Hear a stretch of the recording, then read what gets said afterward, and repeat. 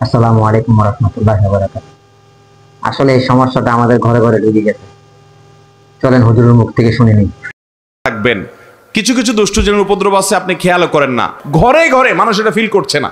বহু মানুষ হাহাকার করছে, আমরা রাকির নাম্বার দিয়ে রাকিদেরকে রেফার করে কুলাতে পারছি না, এই পরিমাণ মানুষ আক্রান্ত।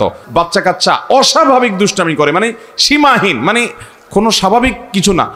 বুঝবেন দুষ্ট জিনের ভয়ঙ্কর প্রভাব ওর উপরে পড়ছে। আমি বুকে হাত রেখে বলতে পারি, আপনি আল্লাহর কুদরত যদি দেখতে চান সরাসরি দুষ্ট জিনের উপদ্রব আছে যে বাসায়, সে বাসায় আপনি সূরা বাকারাত তেলাওয়াত চালু করে দেন।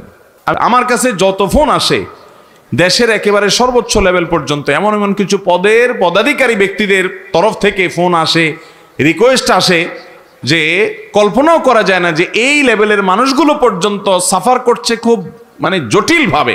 ঘরে ঘরে দুষ্ট জিনের উপদ্রব মানুষ লক্ষ্য করে না। এবং অনেক রোগ আছে কিছু লোকের, দেখবেন যে এই রোগগুলোর কোনো ট্রিটমেন্ট করে কিচ্ছু হয় না, কোনো ডায়াগনোসিস হয় না। বহু চেক আপ টেস্ট ডাক্তাররা আন্দাজ অনুমান করে বিভিন্নভাবে ট্রিটমেন্ট করেন, চেষ্টা করেন, কিন্তু কোনোভাবে ভদ্রলোক ভদ্রমহিলা সুস্থ হয় না। এরকম বহু রোগী দেখেছি আমি যে কোনোভাবে সুস্থ হয় না।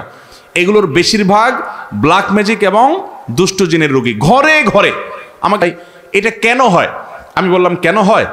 জিন, দুষ্ট জিন অর্থাৎ শয়তান, শয়তান তার উপযোগী জায়গায় পাইলে সে সেখানে খুঁটি গাড়ে। আমাদের বাসা বাড়িগুলোতে হারাম এই পরিমাণ হয়, আপনি এই মিউজিক যেখানে থাকে সেখানে শয়তান আসবেই। আপনি এটা নিয়ন্ত্রণ করতে হবে।